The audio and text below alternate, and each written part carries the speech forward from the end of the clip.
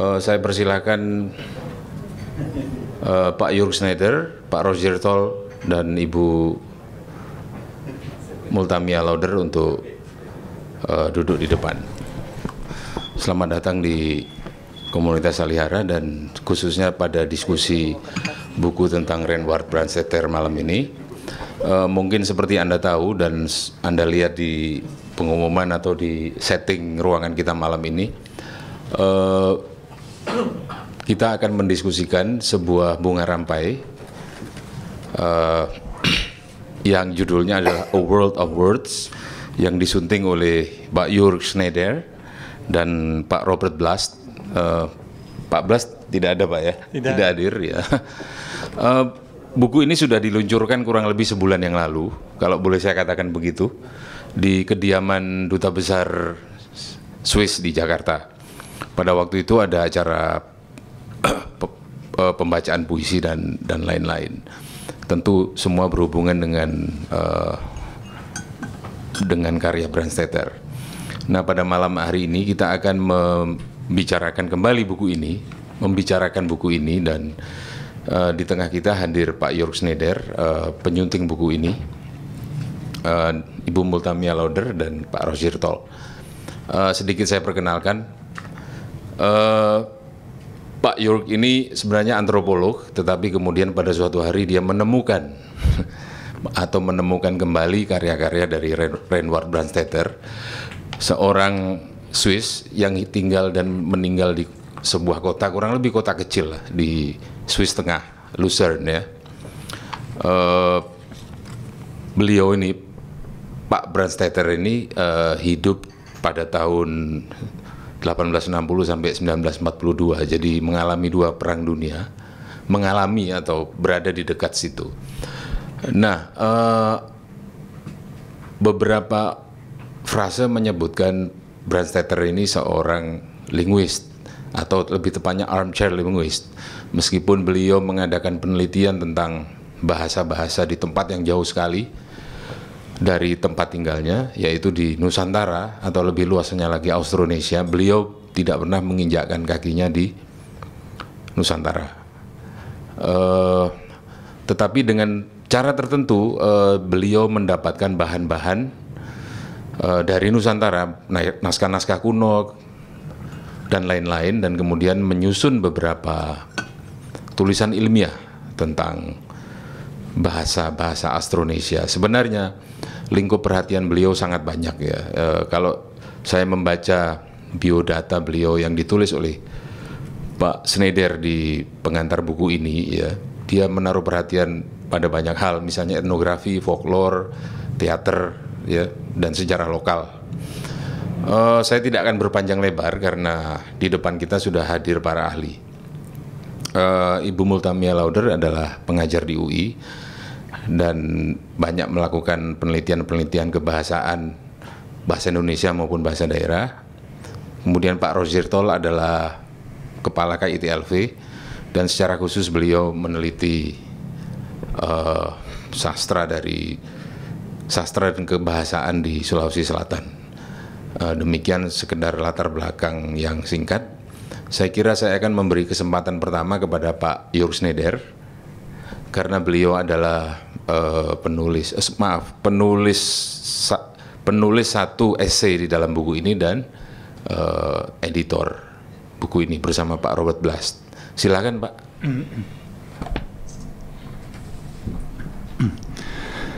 Terima kasih, Pak Nirwan. Selamat malam, Bapak Ibu sekalian. Saya merasa berterima kasih atas kesempatan ini yang diberikan Salihara untuk sedikit berbicara tentang buku ini. Dan mungkin saya mulai saja dengan bercerita sedikit bagaimana saya menemukan Brandstätter. Walaupun dia seorang linguis dan saya bukan ahli linguis,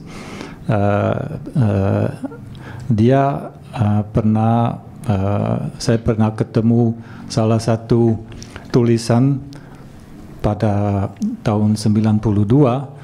Ini yang terakhir yang dia sebelum dia meninggal tahun 42. Dia ada satu tulisan yang tidak sempat dia terbitkan karena Perang Dunia Kedua dan di penerbitnya kertasnya habis. Dan dia tulis dalam testamennya, tulisan ini saya minta diterbitkan kalau ada kertas lagi setelah Perang Dunia Kedua. Dan itu tidak terjadi karena tulisan ini hilang selama 50 tahun di arsip Kanton Luzern. Dan profesor saya, profesor antropologi di Universitas Bern pada tahun 92 baru menyunting dan menerbitkan tulisan ini yang judulnya dalam bahasa Jerman Ein Muster für all-indonesische Sprachvergleichung, sebuah contoh untuk perbandingan bahasa-bahasa Indonesia. Yang dimaksud di sini memang bahasa Austronesia. Nah, itu saya tahu tulisan ini tahun 92 dan saya tidak terlalu peduli karena waktu itu saya punya pekerjaan lain dan saya kembali menemukan Brandstätter pada tahun 2007 dan saya sedikit terpukau karena dia tidak pernah dipedulikan pada 50 tahun setelah dia meninggal. Tidak pernah ada monografi kecuali satu monografi oleh Robert Blust. Nah, waktu itu saya punya ide untuk mengorganisir sebuah kongres kecil di Luzern yang sempat kami organisir pada tahun 2010. Nah, waktu itu kami berhasil untuk mengumpulkan beberapa ahli termasuk Pak Roger Toll yang ada dengan kita malam ini juga, Robert Blust dan lain-lain. Nah, mereka semua berkontribusi sebuah makalah seperti biasanya dilakukan pada semacam kongres seperti itu. Dan makalah-makalah itu kami sunting menjadi buku ini. Jadi pandangan yang kita sempat mengambil di sini berbeda-beda. Ada dari sudut pandang antropologi, dialektologi, sejarah, dan linguistik khususnya. Dan ini mungkin pertama kali ada sebuah monografi yang khusus berbicara tentang Brandstätter. Mungkin untuk semacam pengantar, saya mencoba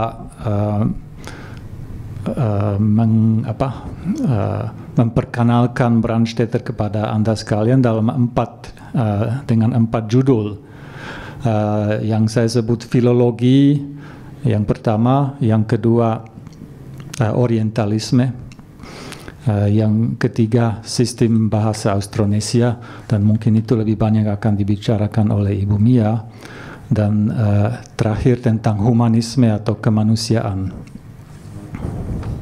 Kalau yang pertama, filologi itu sekarang tidak terlalu dianggap penting dalam ilmu akademik, saya kira.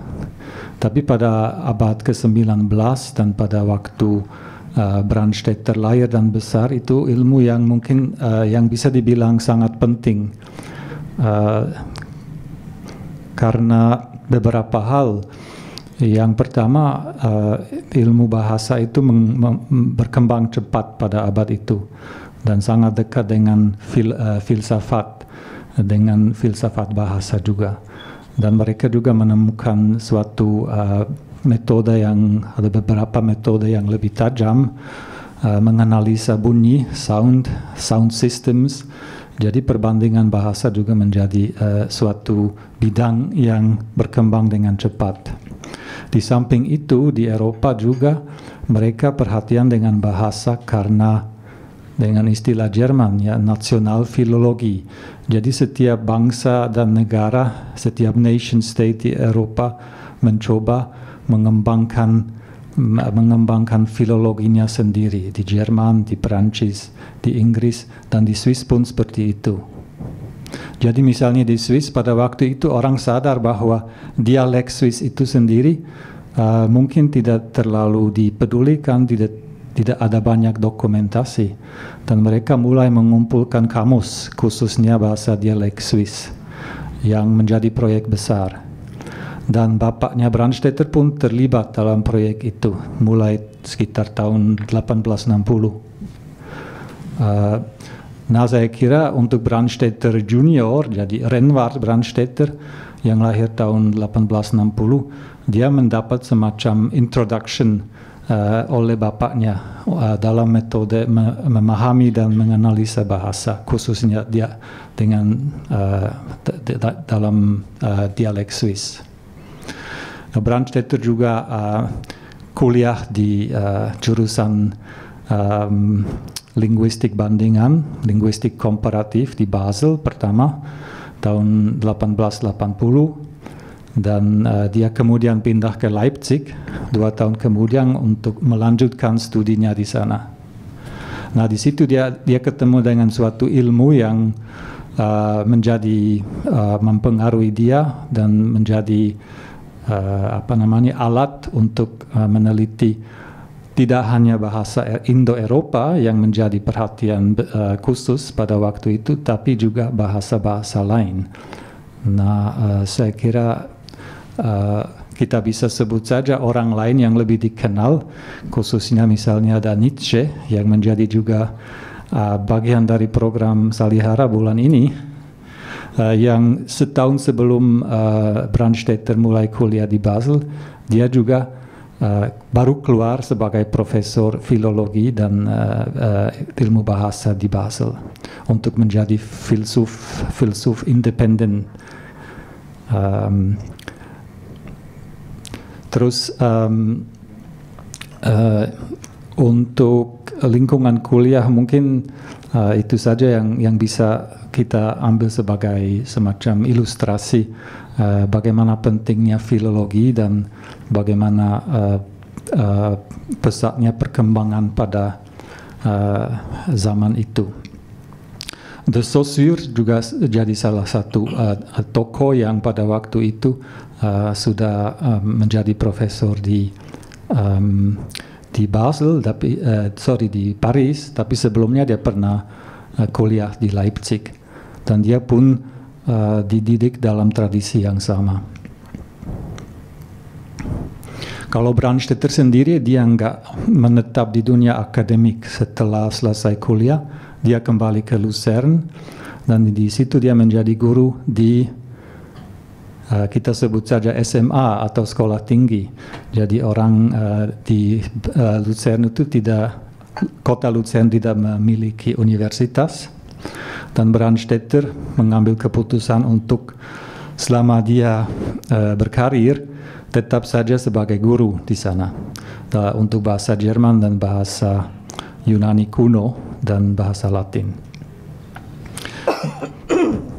Tahun 85 dia bertemu dengan seorang guru besar dari Belanda yang namanya Niemann, dan buat dia menjadi istilah atau pertemuan yang penting karena itu menjadi dorongan buat dia dan sekaligus kesempatan untuk belajar lebih banyak tentang bahasa Melayu dan bahasa Makassar dan Bugis yang jadi spesialisasinya Niemann.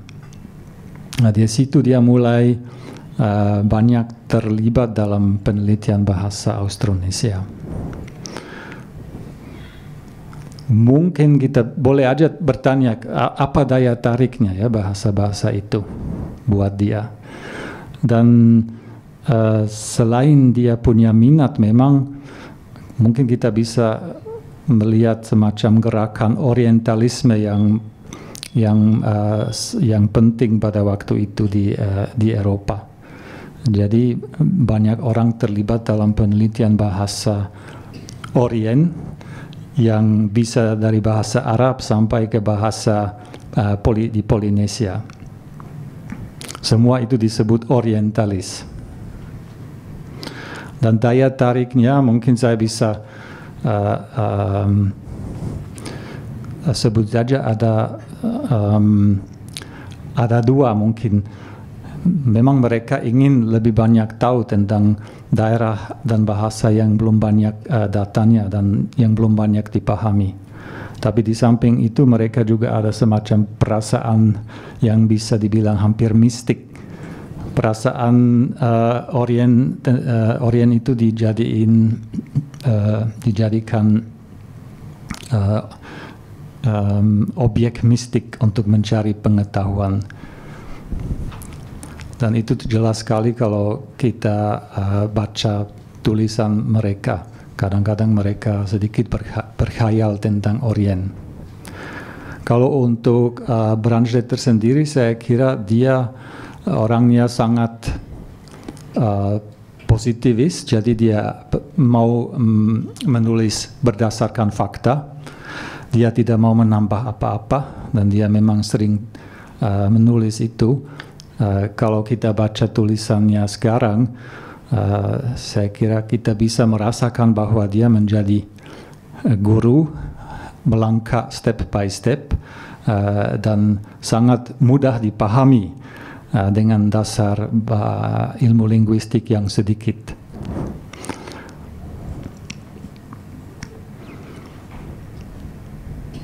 Mungkin juga perlu disebut kalau kita bicarakan orientalisme di sini, memang ada juga kaitan dengan kolonialisme kan. Pada waktu itu banyak usaha atau penelitian yang mengenai daerah-daerah dari Maroko sampai Hindia Belanda itu juga ada kaitan dengan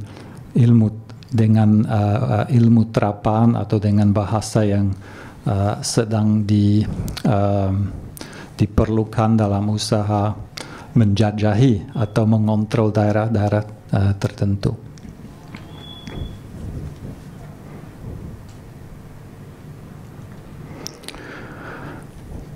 Nah, untuk sistem bahasa yang Brandstätter mulai memahami, saya kira dia cepat melihat bahwa sudah banyak yang diteliti untuk bahasa Austronesia. Dia melihat dari Belanda, dari Inggris, banyak penelitian yang sudah dijalankan. Hanya kurang sistematis.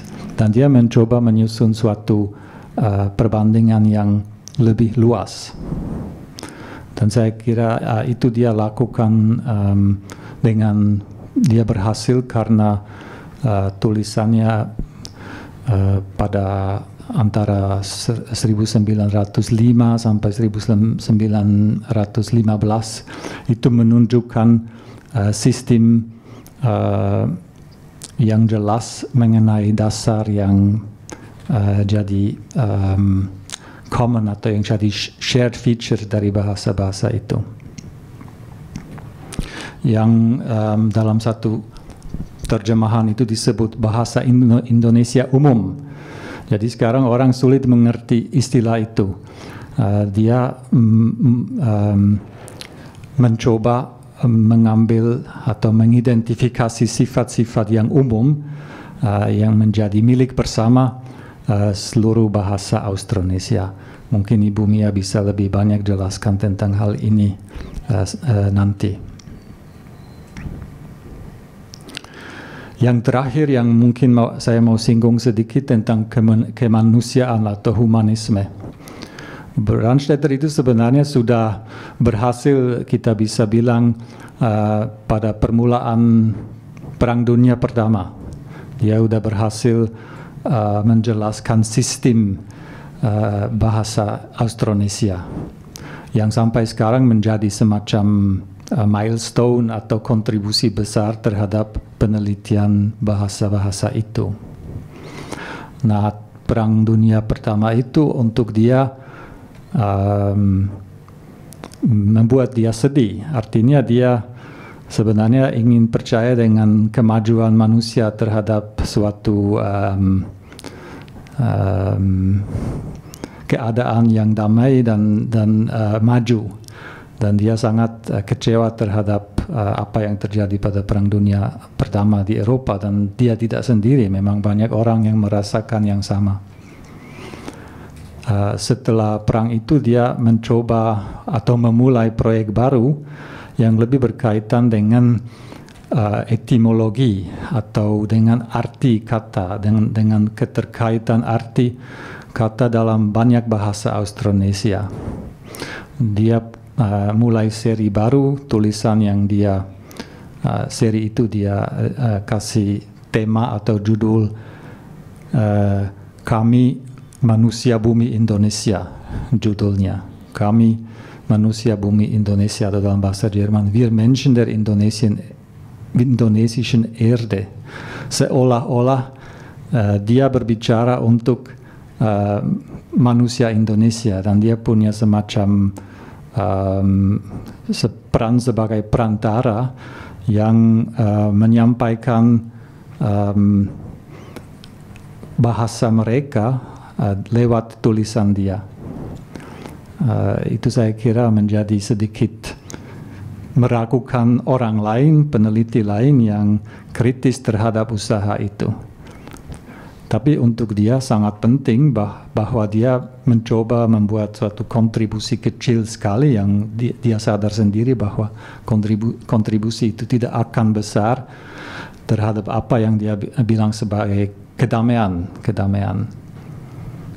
Dan dia sangat menentang rasisme juga yang dia kadang-kadang temukan dalam kalangan kolega atau ilmuwan lain.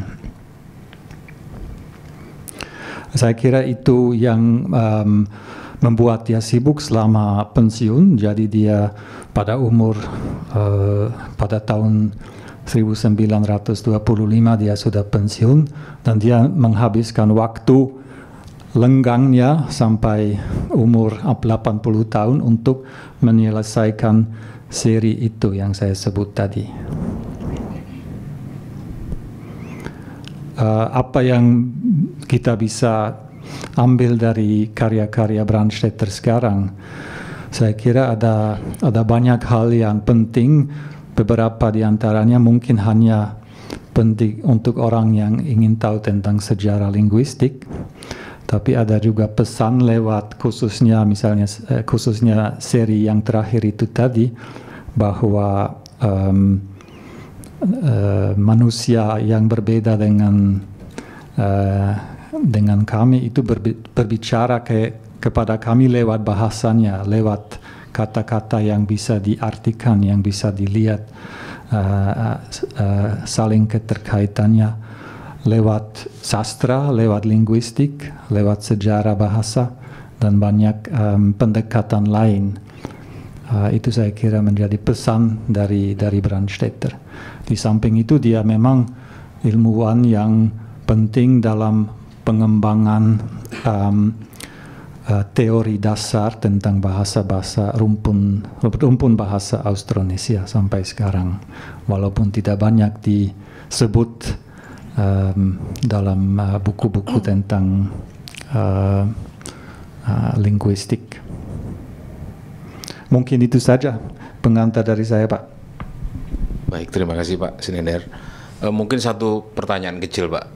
Kami ingin tahu bagaimana orang seperti Brandstätter itu menyampaikan gagasan ilmiahnya. Gitu. Kalau saya baca, antara lain dia tidak menulis buku, tetapi dia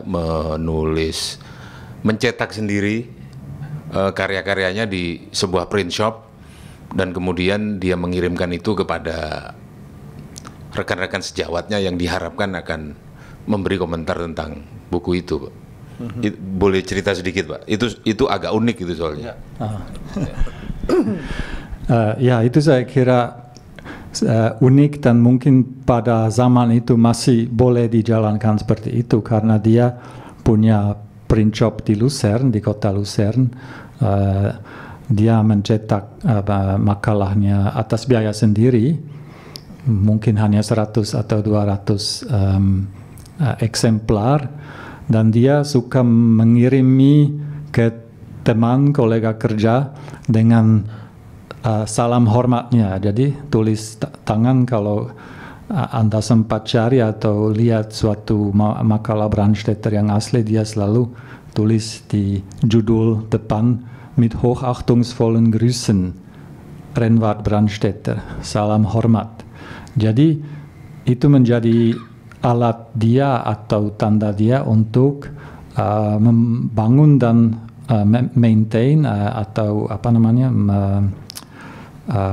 melestarikan hubungan dengan teman dan kolega kerja.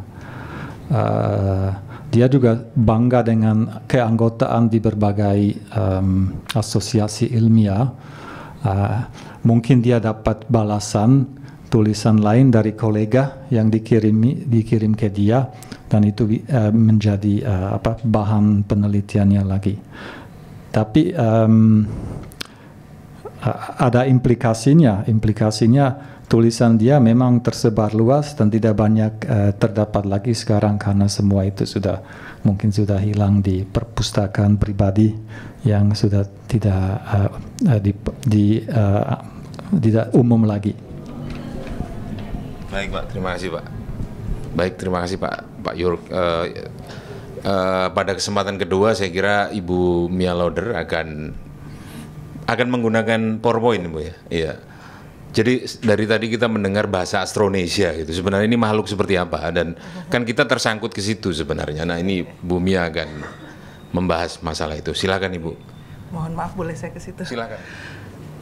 Kita ini di Indonesia termasuk rumpun Austronesia yang mulai dari Madagaskar, Taiwan, terus sampai ke Pasifik itu. Tapi kita itu semua bahasa daerah kita itu termasuk rumpun Austronesia. Jadi oleh karena itu mari kita lihat apa yang Brandstätter kerjakan. Di sini saya ingin menyampaikan bahwa Brandstätter adalah seorang tokoh yang memiliki banyak talenta. Dia adalah seorang ahli bahasa, seorang ahli sejarah di bidang teater, seorang ahli etnografer, dan juga seorang penerjemah yang handal. Brandstätter memiliki keterampilan yang luar biasa di bidang linguistik komparatif. Untuk memahami Brandstätter secara komprehensif, kita harus melihat keseluruhan kinerjanya.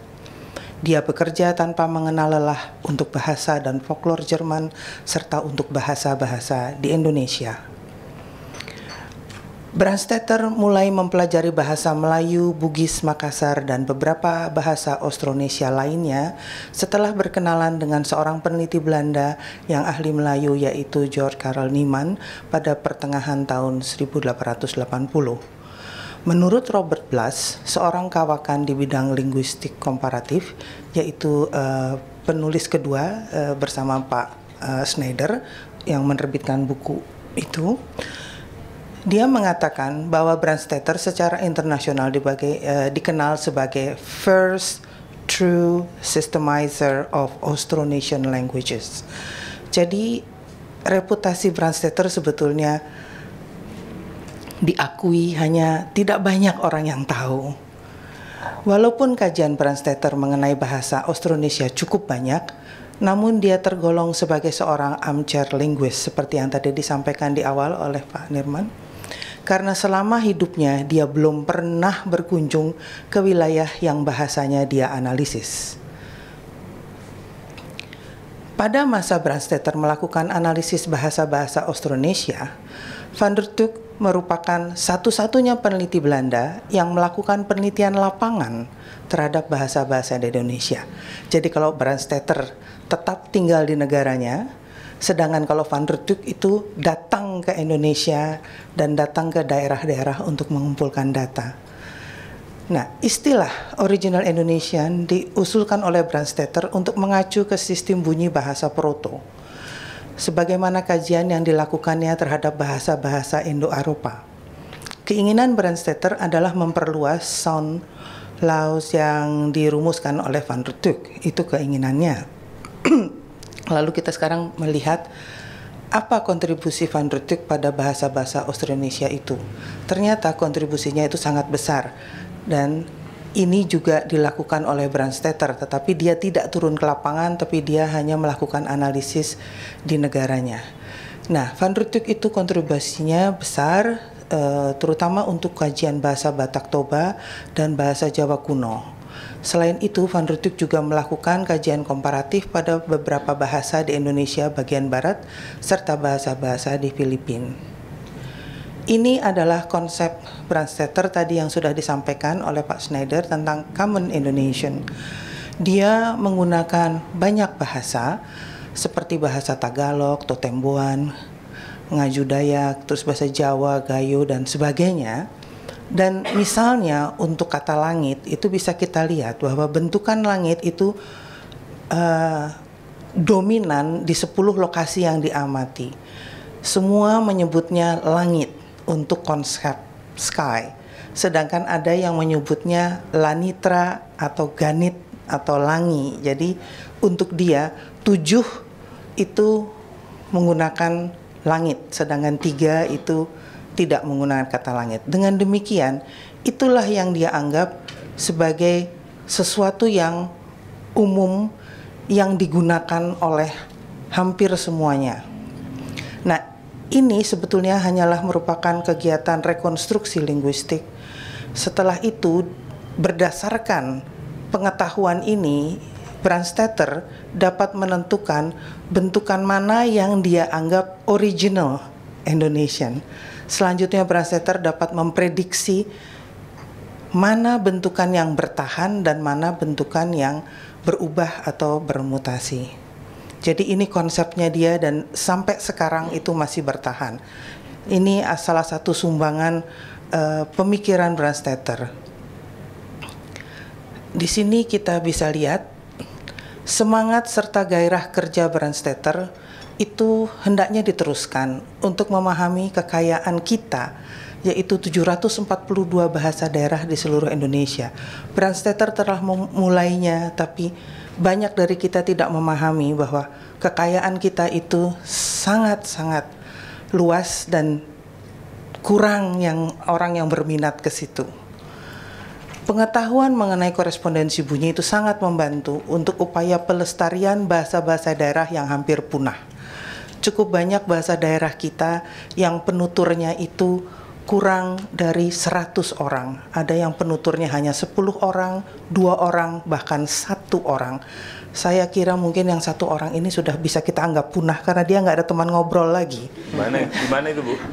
Contohnya di mana? Indonesia Timur? Indonesia Timur, di Maluku dan di Papua. Jadi dari 742 bahasa daerah di seluruh Indonesia, bahasa yang besar, kita anggap besar, itu hanyalah ada 13 yang penuturnya di atas 1 juta. Yang lainnya jadi masih banyak sekali, ratusan itu penuturnya kurang dari 1 juta, sehingga kita nggak kenal bahasa-bahasa itu.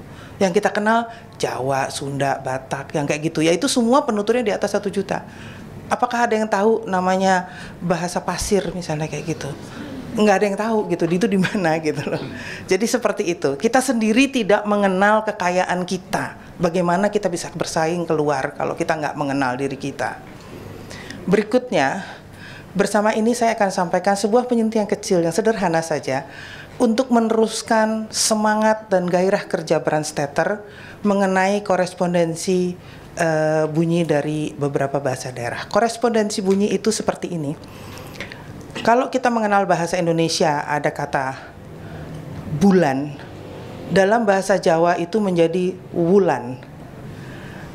Dalam bahasa Indonesia ada kata bayang, dalam bahasa Jawa menjadi wayang. Jadi kita sekarang mengerti kenapa wayang itu, karena itu bayang-bayang sebetulnya yang disorot.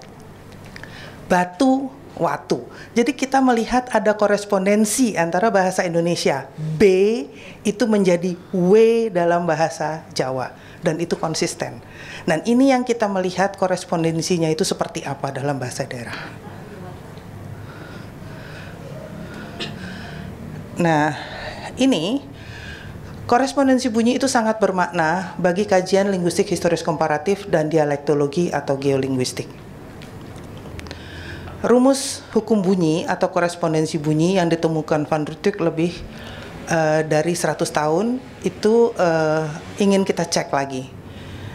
Karena usianya sudah lebih dari 100 tahun dan kita tidak ada yang peduli bahwa itu sebetulnya sudah ada, kita perlu meneruskannya dan memeriksa dengan data lapangan kondisi saat ini sejauh mana rumusan itu masih berlaku. Brandstätter menamai rumus hukum bunyi Van der Tuuk itu sebagai ada RGH dan RLD.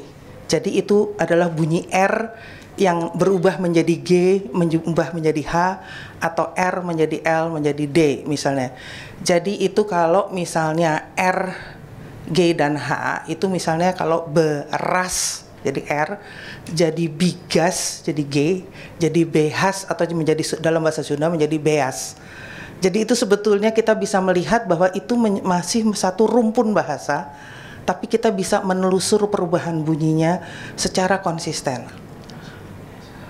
Nah,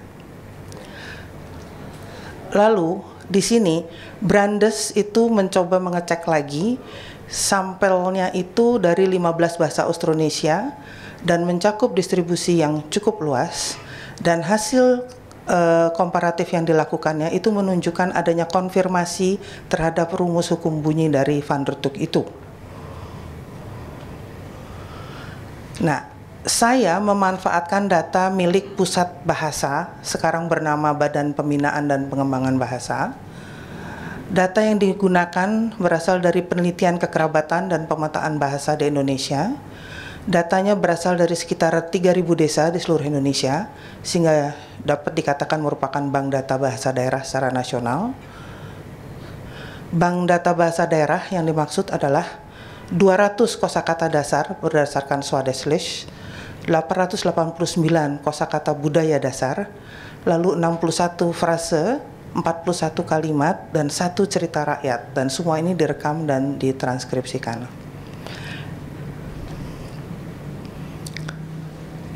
Cakupan wilayah penelitian saya itu lebih sempit dibandingkan Brandes karena hanya mencakup bahasa-bahasa di Sulawesi Utara, Tengah, Selatan, dan Timor Leste atau Timur Timur. Karena kebetulan datanya ini yang sudah selesai diolah di komputer. Namun sampel bahasa yang digunakan lebih banyak, yaitu sampel yang saya gunakan itu 45 bahasa dibandingkan dengan 15 sampel bahasa yang digunakan Brandes tadi. Data yang saya telisik hanya dari kosakata dasar sebagaimana yang dicontohkan oleh Brandstetter dalam menggunakan kota langit.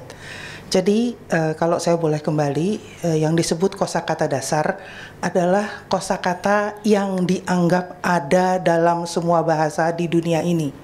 Jadi tidak ada satupun bahasa di dunia ini yang tidak punya kata untuk matahari. Tidak ada satupun bahasa di dunia ini yang tidak punya kata untuk rambut, misalnya gitu. Jadi ada 200 kosakata yang dianggap universal yang pasti ada di dalam semua bahasa di dunia. Oleh karena itu, kosakata yang 200 itulah yang saya cek dari 45 bahasa. Jadi datanya adalah 45 kali 200. Hipotesisnya adalah penelitian ulang setelah lebih dari 100 tahun diperkirakan akan memperlihatkan bahwa rumus korespondensi Van der Tuuk tidak lagi sepenuhnya berlaku.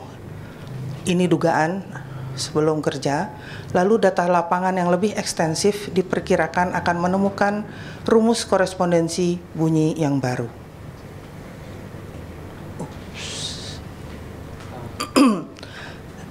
Ini saya akan sampaikan hasil penelitian yang didapat dari 200 kosakata di dalam 45 bahasa daerah itu yang ada di Sulawesi dan Timor Timur, yang sekarang disebut Timor Leste. Untuk kata hujan itu uha dan usa. Untuk jantung itu hule dan sule. Sungai itu halu, salu, dan untuk laut itu tahi atau tasi atau tasik. Jadi di sini kita melihat bahwa ada perubahan bunyi yang konsisten dari H ke S.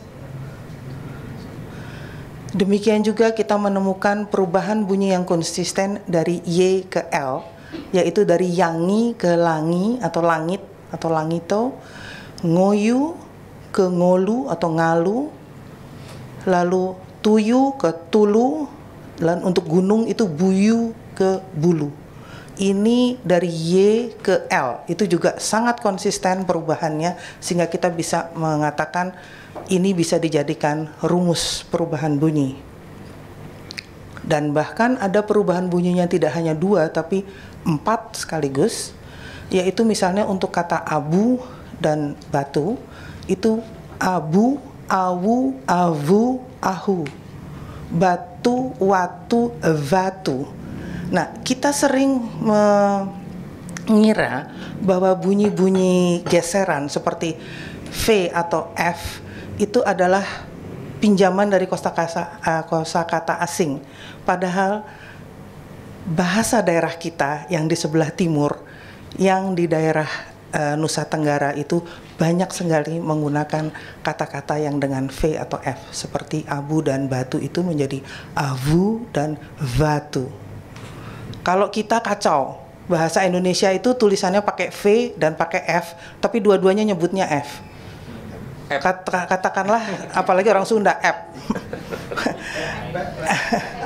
Jadi saya dari Universitas Indonesia, tapi tolong perhatikan yang saya ucapkan adalah Universitas Indonesia, bukan Universitas Indonesia. V, bukan. Jadi tulisannya V tapi bacanya tetap F.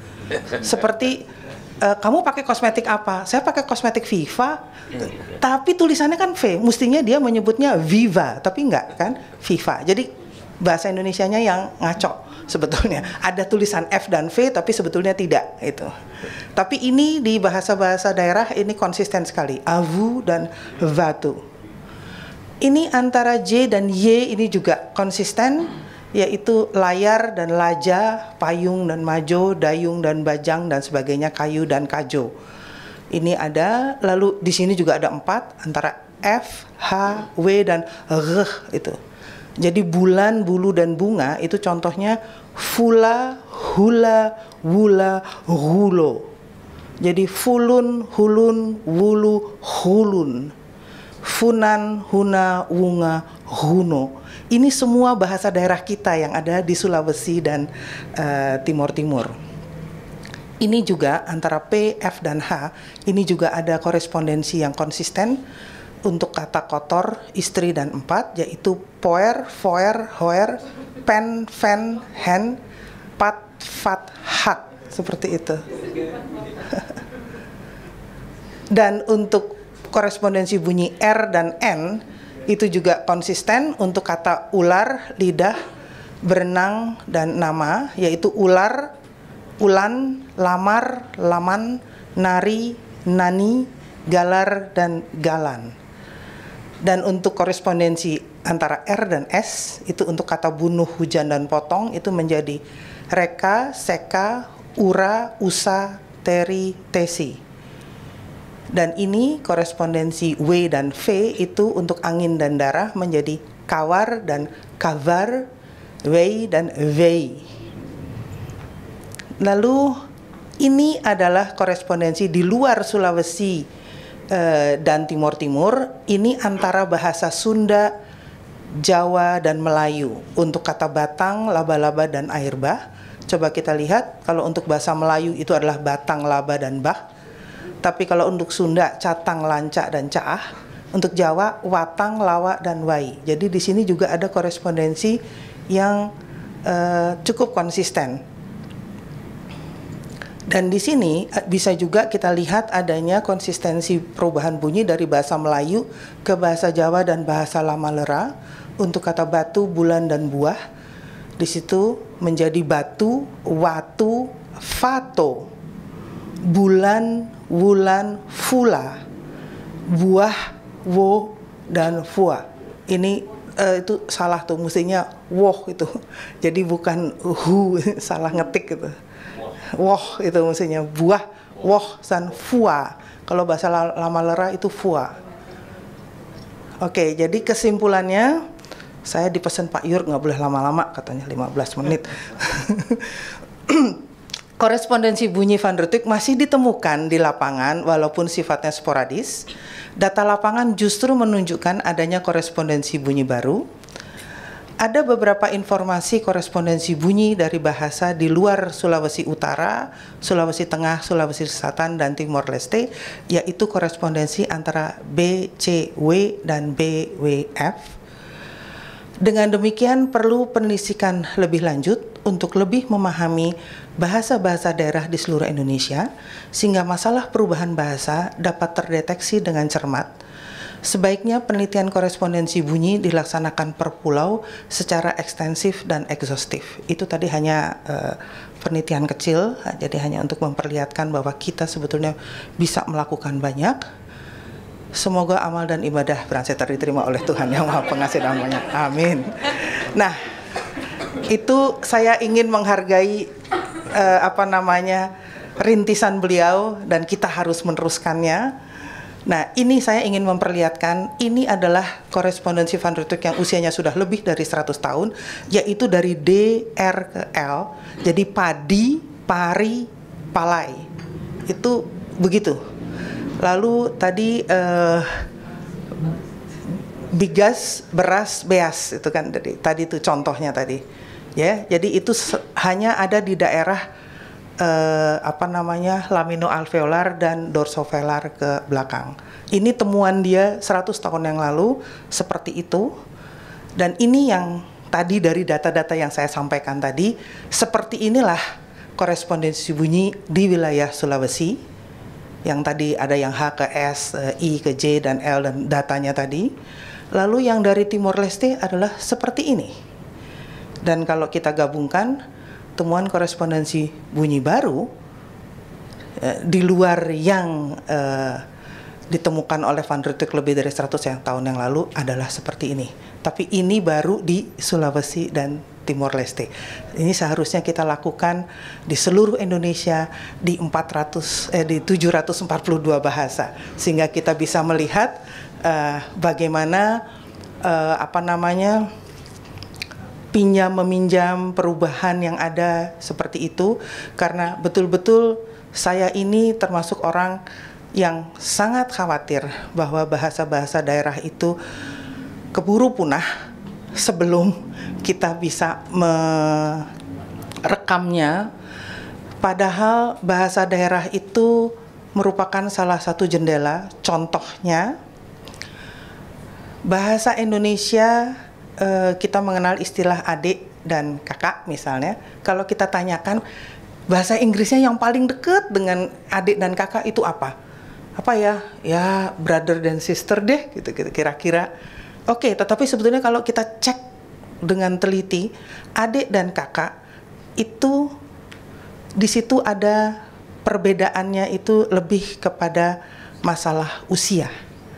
Sedangkan brother and sister itu perbedaannya lebih kepada masalah gender.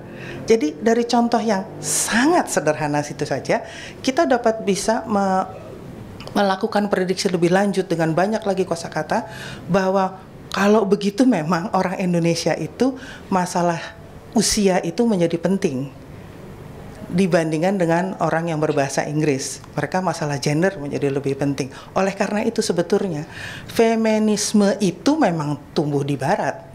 Gitu, bukan di kita. Saya kan disebutnya Bumia, bukan Ibu Lauder kan, gitu. Bumia. Ya karena saya punya eksistensi diri. Tapi kalau wanita di barat, dia itu Nona Brown, nanti kalau udah menikah jadi Mrs. White misalnya kayak gitu. Jadi dia itu siapa? Ya anaknya bapak ini atau istrinya bapak itu. Jadi masalah eksistensi diri itu menjadi sangat masalah untuk mereka, sehingga mereka menimbulkan gerakan itu. Sedangkan di kita itu tidak begitu. Jadi oleh karena itu kita harus melihatnya dengan jernih. Masalah bahasa daerah ini adalah memperlihatkan budaya kita, cara kita berpikir terhadap dunia ini. Jadi oleh karena itu bahasa daerah harus segera kita selamatkan untuk bisa melihat bagaimana kita melihat dunia ini.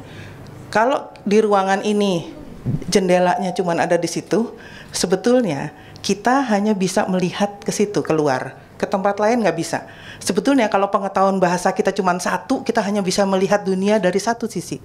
Kalau kita menguasai banyak bahasa, kita bisa melihat dunia ini secara lebih komprehensif. Jadi itu saja dari saya. Terima kasih. Baik, terima kasih Bu Mia, bukan Bu Lauder ya. Ada banyak pertanyaan sebenarnya, tetapi saya ingin menyilahkan dulu Pak Tol untuk menyampaikan uraiannya. Silahkan Mbak. Tadi Ibu Mia membahas 742 bahasa. Saya ingin fokus pada satu bahasa saja, yaitu bahasa Bugis dan posisi Renwat Brandstätter di dalamnya. Bahasa Bugis, ya, karena bahasa Bugis itu sangat menarik memang, bukan saja dari segi bahasanya, tetapi juga dari segi sastranya. Barangkali Anda pernah mendengar tentang Lagaligo, itu puisi yang terbesar di dunia yang berasal dari Sulawesi Selatan dan dikarang dalam bahasa Bugis, dan baru tahun lalu atau 2 tahun lalu diangkat oleh UNESCO sebagai Memory of the World. Jadi itu sekarang mendapat penghargaan yang sangat besar. Saya hanya akan fokus sedikit tentang sejarah pengkajian bahasa Bugis, dan itu dimulai bukan oleh orang Belanda, tetapi sudah dari dalam tahun 1811 yang pertama menyebut bahasa Bugis, yang membahas bahasa Bugis sedikit adalah John Leyden dalam karangan On the Indo-Chinese Nation. Dan kita lihat, ada.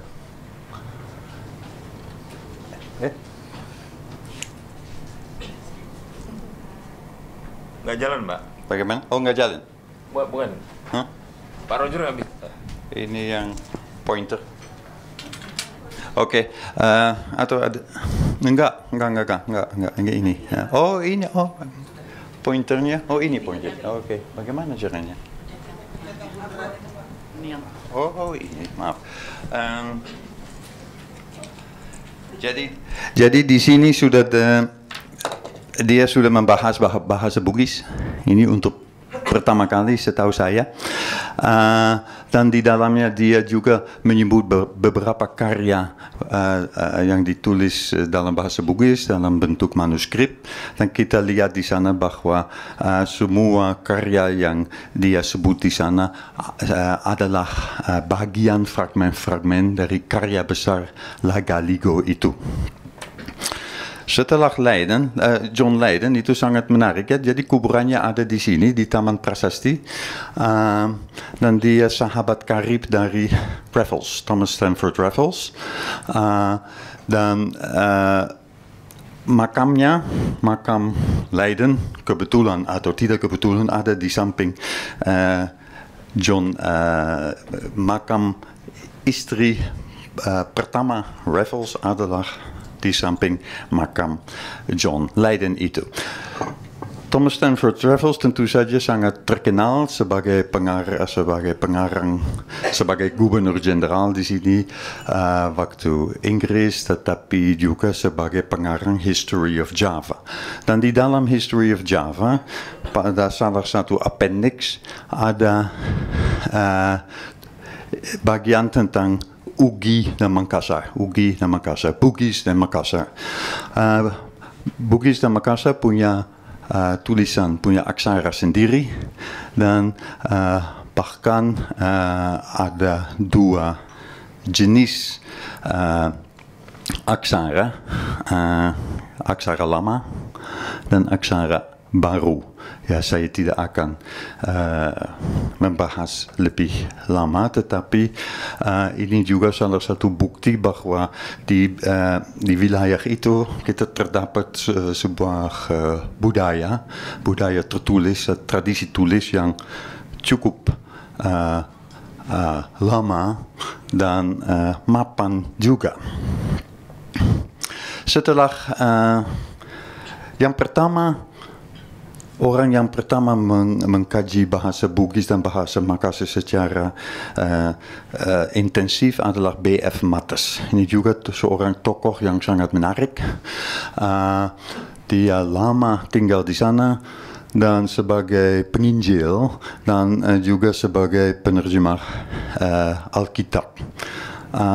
Selain itu, dia juga untuk menerjemahkan Alkitab, itu tujuan utama dia, tapi tidak berhasil karena saya kira orang yang beralih agama ke agama Kristen itu cuma 1 atau 2. Tetapi itu tidak apa-apa karena kerja sampingannya jauh lebih penting. Dia mengumpulkan banyak karya sastra, dia mengumpulkan manuskrip, dia menyusun bunga rampai dengan tulisan sastra yang sangat penting. Dia menyusun 2 kamus yang besar dan tebal sekali yang sampai saat ini masih unggul untuk penelitian dan mengkaji bahasa Bugis. Dan tentu saja dia juga menerjemahkan Alkitab dalam bahasa Bugis dan bahasa Makassar. Salah seorang muridnya adalah Niemann yang tadi sudah disebut, orang yang memainkan peran yang sangat penting dalam kehidupan Brandstätter waktu mereka bertemu di Luzern. Ini dia Reinhard Brandstätter. Dan ada beberapa, setelah itu masih ada beberapa tokoh lain yang mengkaji bahasa Bugis. Tapi ya itu sebetulnya yang paling, masih ada satu lagi tapi nanti akan disebutkan. Jadi untuk jangka waktu yang panjang itu memang tidak begitu banyak ya, hanya beberapa segelintir orang saja. Kalau kita lihat tadi oleh Pak Jure sudah dikatakan bahwa Brandstätter diperkenalkan kepada bahasa Melayu tapi juga bahasa Bugis dan Makassar oleh Profesor Niemann. Mattes juga dia tokoh utama yang Niemann, tapi Mattes juga meskipun usianya sudah cukup lanjut dalam ada sudah 77 dalam tahun 95, meskipun begitu Mattes selalu berbaik hati dan selalu memberi dukungan dan memberi informasi kepada Brandstätter kalau diperlukan. Mattes memang sebagai seorang linguis dia sangat tradisional, masih menggunakan model Indo-German sebagai model untuk tata bahasa dan deskripsi bahasa dan juga untuk terminologinya. Sedangkan Niemann sudah lebih modern, dia sudah mengakui Austronesia sebagai rumpun bahasa. Juga dia mulai cukup aktif di bidang bandingan bahasa. Perbandingan bahasa, antara lain dia juga menulis satu artikel yang cukup penting dan terkenal sebagai bahasa Cham di Vietnam dan kaitannya dengan bahasa Melayu. Dan tentu saja kita sekarang mengerti bahwa Brandstätter lebih merasa senang dengan pendekatan Niemann. Yang lucu juga, yang bagi saya juga agak aneh, bahwa baik Niemann maupun Brandstätter tidak pernah mengunjungi negara-negara yang mereka pelajari, yang menggunakan bahasa yang mereka pelajari. Itu sangat aneh dan betul-betul mereka armchair linguist, armchair scholars. Itu beda, itu tidak normal pada saat pada abad itu. Bandingkan umpamanya dengan Van der Tuuk yang sudah dibahas, dibicarakan oleh Ibu Mia. Van der Tuuk itu sangat dia tinggal di mana saja, di Batak, di Sunda, Lampung, Bali, dan dia tinggal di sana lama untuk mengadakan penelitian lapangan. Dan Mattes tentu saja juga, dia lama tinggal di Sulawesi Selatan. Jadi itu perbedaan besar dengan Brandstätter.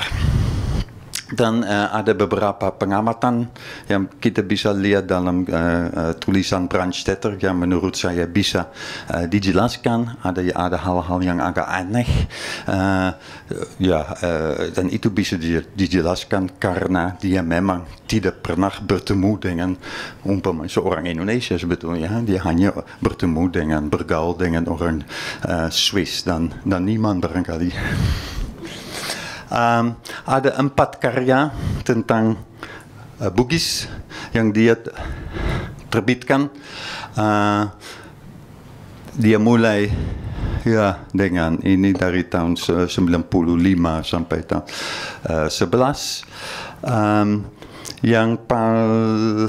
Ini hikayat. Ini yang tulisan pertama itu memang karya filologis, itu dia terjemahkan teks Bugis, dia menerjemahkan ke dalam bahasa Jerman, terus memberi anotasi lengkap yang cukup bagus, dan juga terjemahannya itu bagus sekali sebetulnya, sangat jernih, sangat jelas.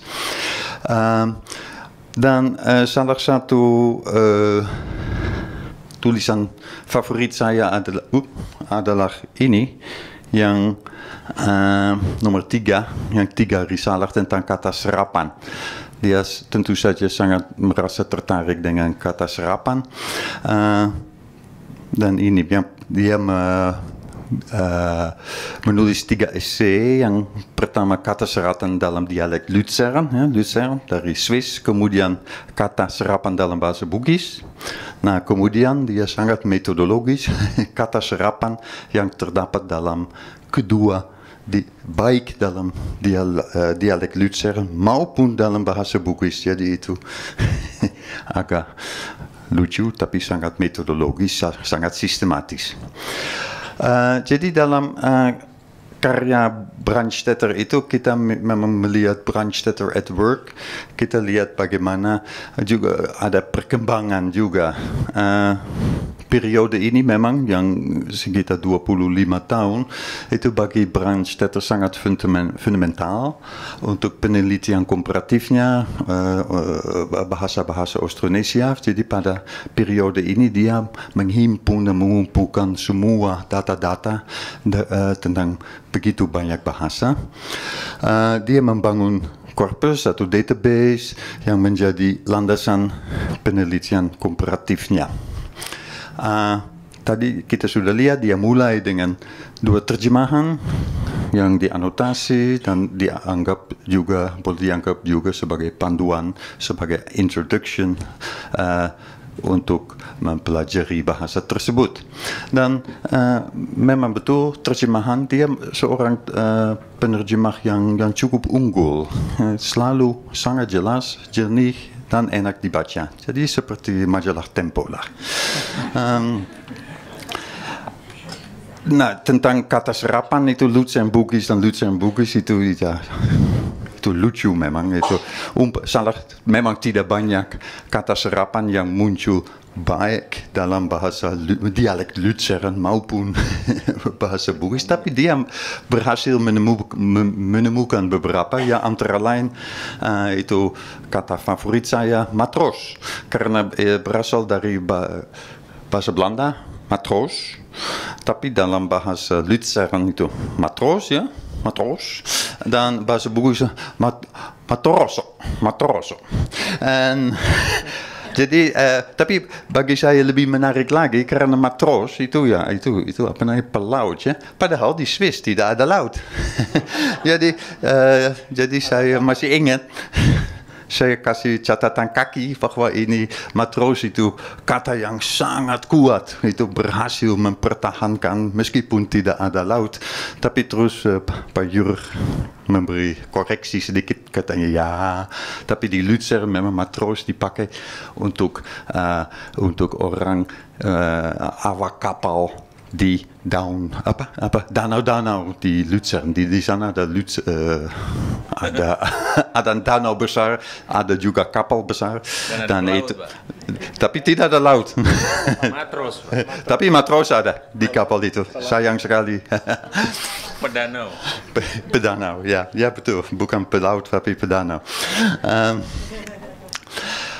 Yang masterpiece-nya itu memang tulisan terakhir ini yang dari tahun 1911. Deskripsi komparatif suatu idiom Indonesia. Yang idiom Indonesia itu bahasa Bugis, tapi dia membandingkannya dengan 7 bahasa lainnya, yaitu Jawa kuno, bahasa Makassar, Tontemboan yang di Sulawesi Utara, Bontok salah satu bahasa Filipina, Canberra di mana ya, di Flores, Malagasy di Madagaskar, dan Melayu. Dan itu memang suatu karya meskipun tipis tapi sangat penting dan menarik. Oke. Memang saya baca juga bahwa Brandstätter dia merasa kurang dihargai selama kehidupannya, terutama oleh orang Belanda. Nah, saya sebagai orang Belanda ingin, meskipun agak terlambat, saya juga ingin memberi penghargaan sedikit kepada Reinhard Brandstätter, tapi itu melalui suara seorang pakar bahasa Bugis yang unggul, yang unggul, dan dia Ulo Sirk, seorang Estonia, dan dia menulis dalam, ya seperti ini, ini kutipan langsung dalam bukunya, yaitu merupakan tata bahasa Bugis, itu ditulis oleh Ulo Sirk pada tahun 70-an kalau tidak salah. Dan itu juga merupakan satu karya yang sangat baik, dan di dalam buku itu dan pendahuluannya dia memberi penghargaan kepada Brandstätter. Selama beberapa dekade setelah publikasi Mattes dan Niemann, hampir tidak ada kemajuan dalam pengkajian bahasa Bugis. Kemudian suatu buku kecil dari Brandstätter khususnya membahas perbandingan antara bahasa Bugis dan sejumlah bahasa Indonesia lainnya. Itu memungkinkan sang pengarah untuk menarik sejumlah kesimpulan tentang perkembangan fonetis bahasa Bugis. Ia juga berhasil menggambarkan gejala utama sistem ketatabahasaan dari bahasa ini secara lebih sistematis daripada yang dilakukan oleh Mattes. Nah, saya rasa ini penghargaan yang cukup patut untuk Brandstätter, dan terima kasih banyak. Oh, itu SLM, ya oke. Seharusnya itu huruf Bugis, tapi ya itu tidak muncul. Oke. Saya justru tertarik kenapa penelitian bahasa-bahasa Nusantara pada masa itu muncul cukup marak ya, karena di samping Brandstätter ada Van der Tuuk, ada di bahasa Melayu ada Hollander, ada Van Ophusen dan lain-lain. Saya ingin minta penjelasan sedikit tentang latar sejarah.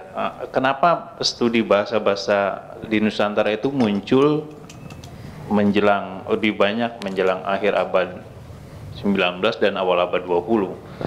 Apakah misalnya ada hubungan dengan politik etis misalnya? Karena kan setelah itu lebih banyak lagi penelitian bahasa di Nusantara. Kalau didudukan dalam orang-orang atau ahli-ahli yang meneliti bahasa di Nusantara, posisi Brandstätter ini di antara Van der Tuuk dan lain-lain itu sebetulnya selain membuat sistem bahasa Austronesia, ada lagi nggak yang membuat dia menjadi penting terhadap perkembangan bahasa-bahasa rumpun Austronesia? Saya kira itu, makasih. Mungkin untuk ketiga pembicara atau khususnya untuk Bumia. Jadi kalau Brandstätter itu dikatakan sebagai oleh Robert Blast the first true systematizer of Austronesian languages, apakah boleh dikatakan bahwa seluruh bahasa-bahasa yang ada di kawasan Austronesia itu bersaudara satu sama lain, misalnya gitu. Nah, terus batasnya itu apa ya? Nah, apakah suatu bahasa itu bisa dikelompokkan atau dikerabatkan hanya atas dasar kata itu loh, kata. Bagaimana dengan unsur-unsur yang lain gitu misalnya saja kalau di Pulau Jawa kan meskipun banyak sekali persamaan di antara bahasa Sunda dan bahasa Jawa atau bahasa Madura dan bahasa Jawa, itu kalau nggak bisa saling berkomunikasi sebenarnya orang-orang ini itu. Sedikit perbedaan saja itu sudah membuat seorang pengguna bahasa itu tidak bisa berkomunikasi dengan pengguna bahasa lain. Tetapi seorang linguis itu sebaliknya gitu. Dengan hanya sedikit persamaan, mereka bisa mengatakan bahwa ini berkerabat. Bahkan sangat dekat kekerabatannya. Itu pertanyaan saya, pertanyaan kami. Terima kasih. Mungkin Pak Yurk akan jawab? Sebagian mungkin. Iya.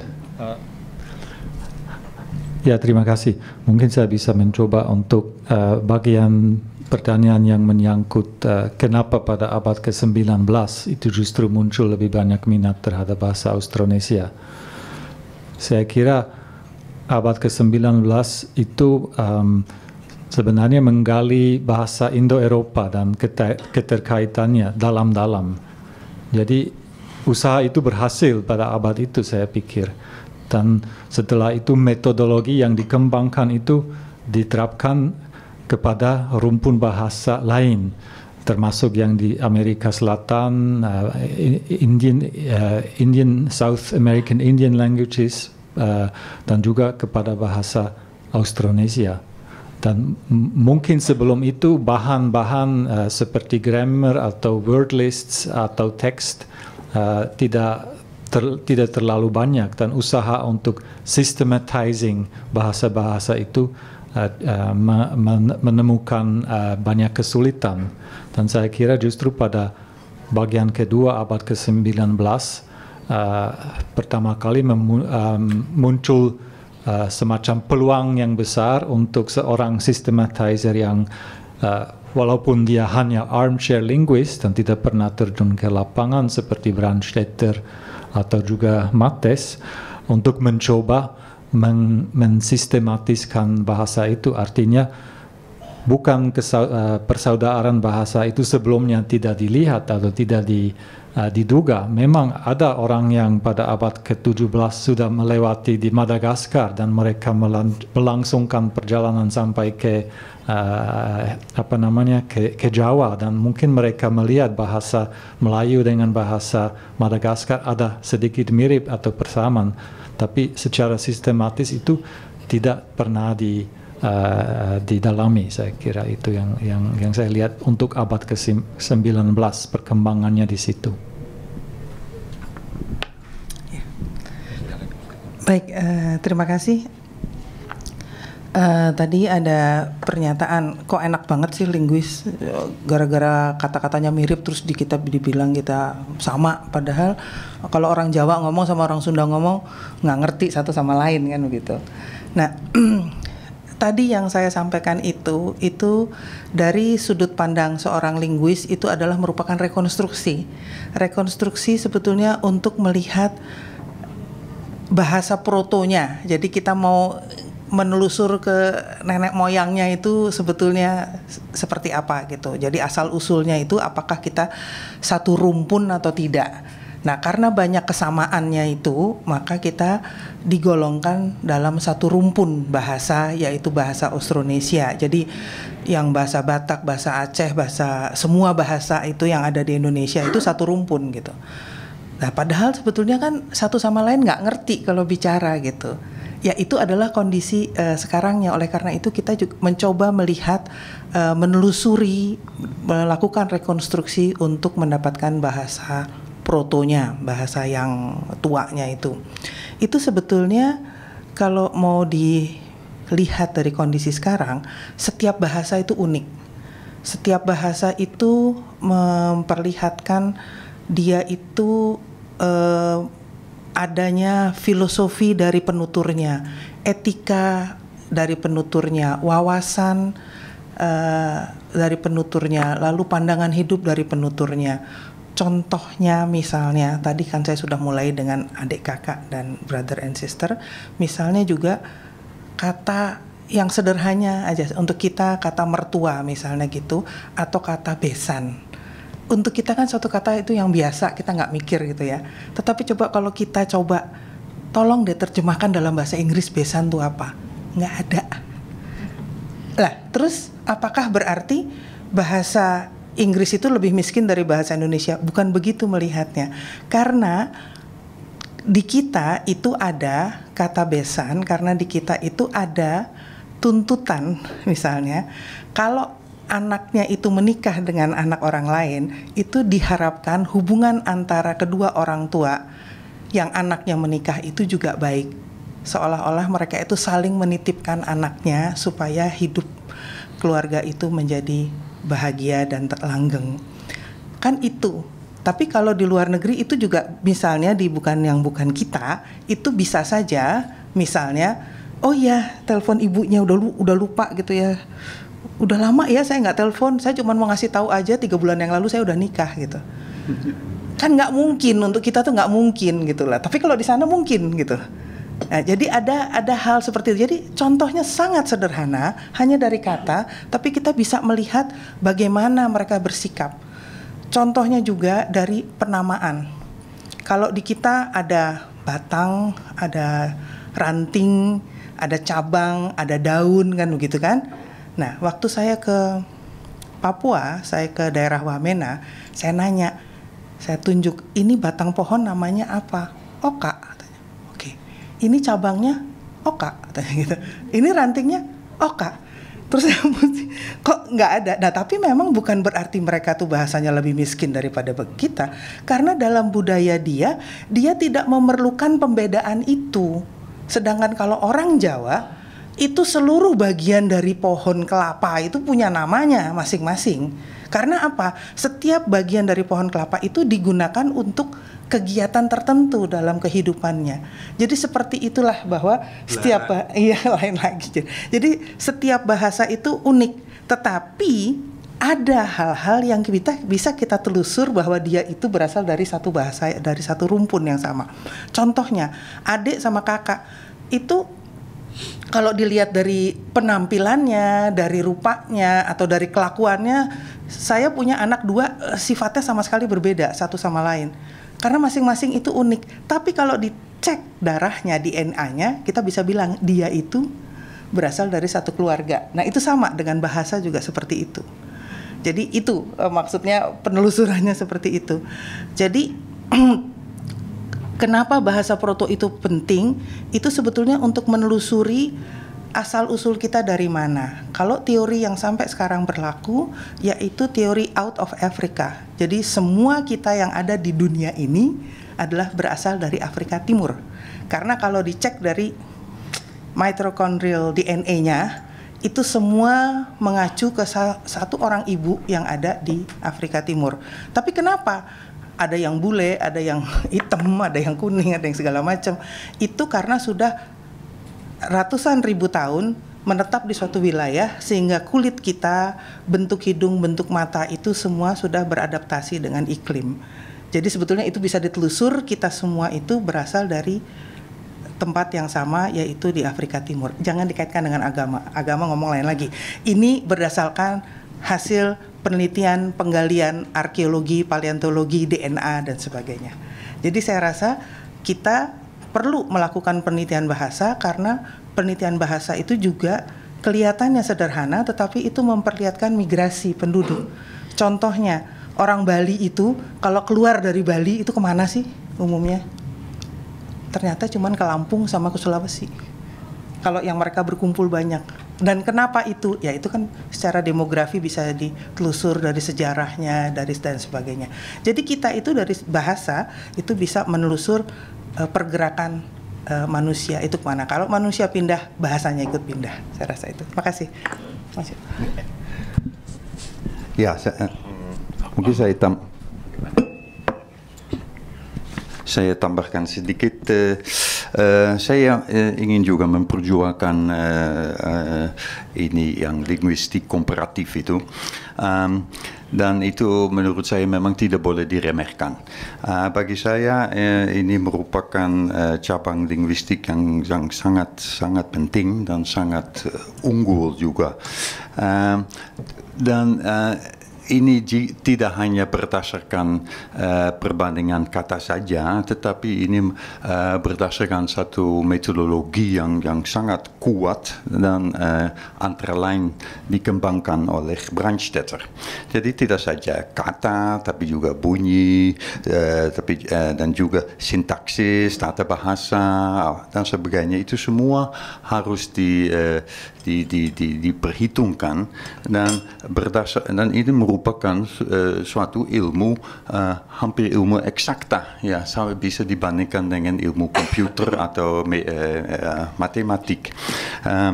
Jadi saya merasa juga bahwa itu sayang sekali saya menemukan ya di seluruh dunia hampir tidak ada yang linguis komparatif lagi selain ya Robert Bluss. Dia memang sangat-sangat terkenal dan sangat baik dan kenapa? Udah berapa sekarang? Ya, dia punya istri muda, jadi masih oke. Tetapi memang antara lain dia mengembangkan suatu website yang luar biasa dengan segala proto-Austronesian kata itu yang itu sangat baik dan saya memang merasa itu sayang sekali di Indonesia hampir tidak ada linguis seperti Ibu Mia lagi. Jadi begitu, padahal Indonesia barangkali yang wilayah yang paling kaya di dunia dari segi diversitas bahasa yang setiap bahasa ingin dipelajari dan ingin sekali diperbandingkan dengan bahasa lainnya, tapi yang ada cuma Ibu Mia. Ibu Mia is my hero. Ya. Kemudian tentang yang bahasa-bahasa Nusantara yang baru diselidiki apakah ada kaitan dengan politik? Ya, itu suatu pertanyaan yang sangat menarik. Tapi saya yakin itu tidak ada hubungan dengan politik etis, karena politik etis itu baru mulai pada awal abad ke-20. Tetapi pasti ada kaitan dengan politik lain, yaitu politik penjajahan pada saat itu. Jadi itu pertengahan abad ke-19 memang kita ada pengkajian dan minat tentang wilayah jajahan itu mulai merebak, ya, mulai subur sekali dan kita bisa lihat maraknya penelitian bahasa ke daerah dan tentu saja ada hidden agenda yang tidak begitu hidden sebetulnya, karena itu jelas mereka ingin tahu lebih banyak tentang penduduk setempat, penduduk di jajahannya untuk mengambil manfaat lebih banyak lagi.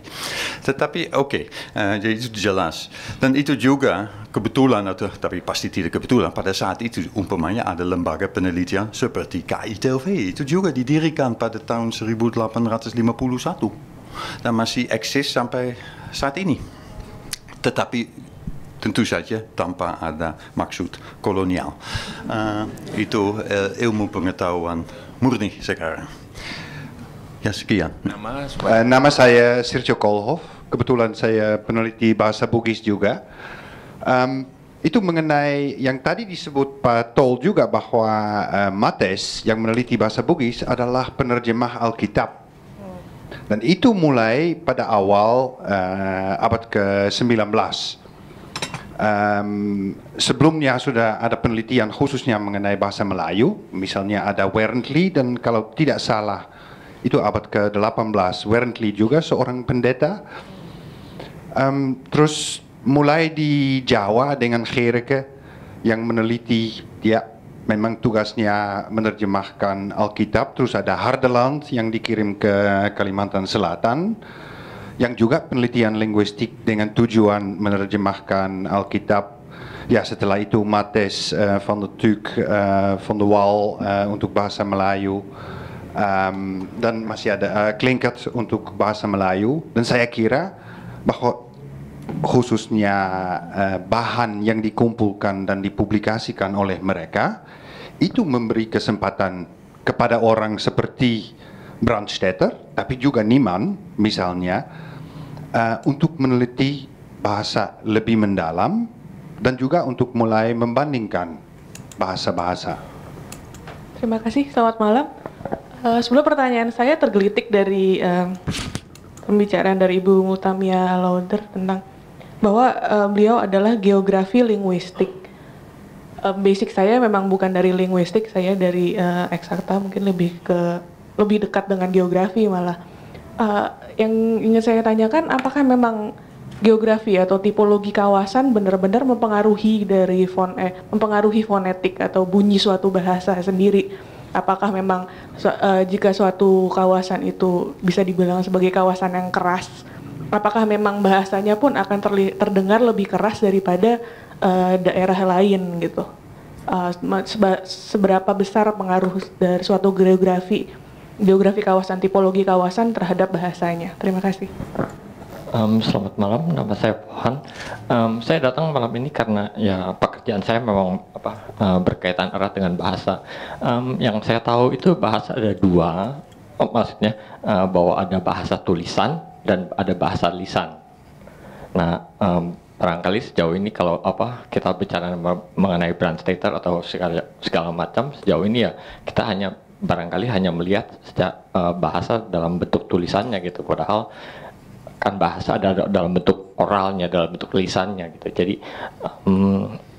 mungkin kalau pada saat ini karena ada kemajuan teknologi, jadi barangkali kita bisa membuat kajian misalnya komparatif atau apapun dalam antara bahasa dalam bentuk bahasa lisannya gitu. Yang saya pengen dengar barangkali ada komentar dari pembicara mengenai sisi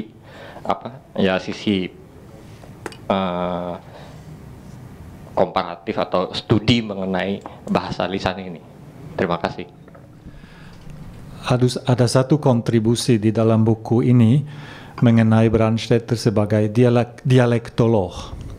Jadi dia pun tertarik dengan bahasa lisan, tapi memang bukan bahasa lisan di Austronesia atau di Indonesia, tapi bahasa lisan sebagai dialek Swiss, daerahnya sendiri. Dan waktu dia bikin tesisnya, memang dia ambil tema tentang fonologi dialeknya sendiri. Dan saya kira dia larinya ke teks kalau dalam bahasa dialek yang dia pelajari, bahasa Lucerne, karena dia ingin mendapatkan semacam paham sejarahnya, perkembangan sejarah. Jadi dia mengambil teks yang lama dari abad ke-16 sampai ke abad ke-18 untuk melihat perkembangan bahasa Lucerne tertulis kira-kira bagaimana. Dan dia juga mengambil beberapa kesimpulan mengenai bahasa lisan, walaupun itu ya bisa dibilang hipotesa karena memang tidak ada orang dulu yang masih bicara dengan kita langsung kan. Itu yang saya bisa dapatkan. Sedangkan untuk bahasa Austronesia jelas dia hanya bisa bekerja berdasarkan teks dan grammar yang dia dapat. Ada pengecualian, kadang-kadang dia dapat kunjungan. Dia dapat kunjungan dari orang Filipina atau Indonesia. Sayangnya korespondensi dia, catatan pribadi sudah banyak yang hilang. Tapi ada misalnya Jose Rizal, the national hero of the Philippines. Dia kenal secara langsung dengan Brandstätter. Dan mereka pun kadang-kadang berkomunikasi dalam surat dengan bahasa Tagalog. Dan mungkin itu dia memanfaatkan kesempatan itu untuk melihat, mencoba bicara langsung dalam bahasa yang dia hanya tahu dari teks dan buku. Ada orang dari Nusantara yang datang ke Lucerne pada waktu beliau masih hidup? Dalam obituari yang ditulis teman dekat ditulis seperti itu, cuma tidak disebut namanya. Jadi di situ ditulis Brandstätter sering mendapat kunjungan dari orang-orang Indonesia. Hanya sayangnya tidak disebut siapa kira-kira yang datang ke sana. Memang ada kan orang-orang tertentu dari zaman itu yang bisa keliling Eropa. Satu-satunya yang kami tahu yang keliling Eropa dan bertemu dengan Brandstätter yaitu Jose Rizal. Baik, Bu Mia silakan, ada pertanyaan. Oh, Pak Roger ya, silakan. Iya, hanya tentang tulisan dan lisan, itu memang merupakan teka-teki bagi saya juga. Kan jelas bagi saya bahwa Brandstätter tidak pernah, barangkali tidak, hanya sedikit bertemu, menemui orang Indonesia atau orang dari Asia Tenggara, kecuali Rizal.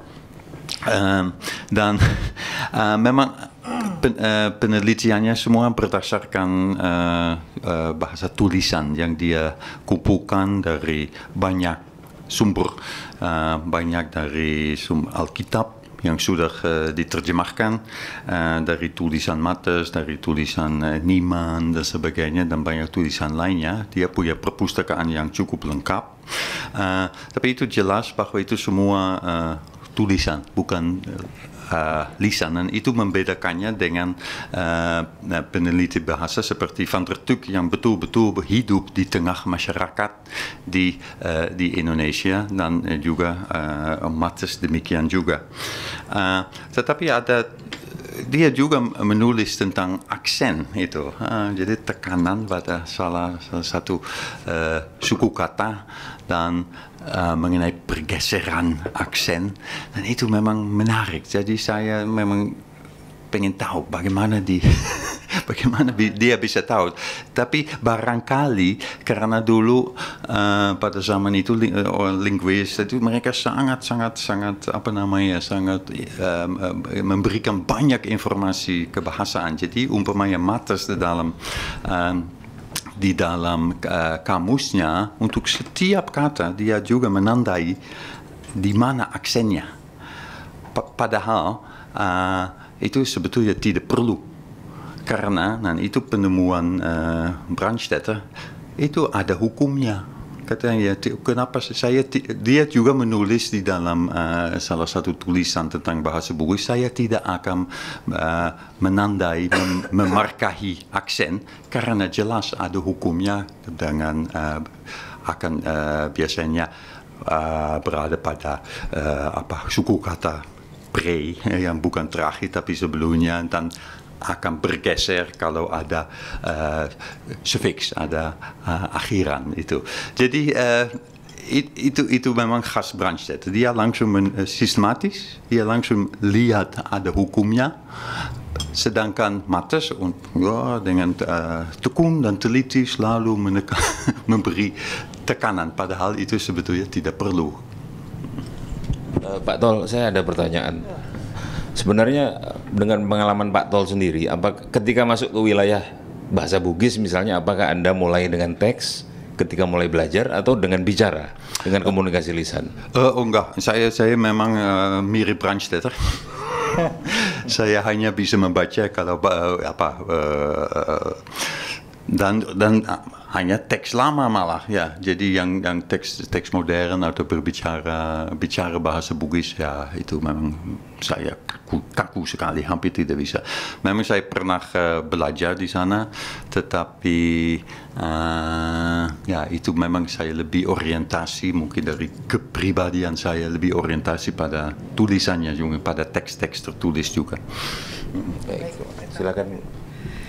Ya, menyambung tadi yang disampaikan oleh Pak Yurk dan Pak Roger, bahasa itu memang ada yang lisan, ada yang tulisan, Pak, gitu ya.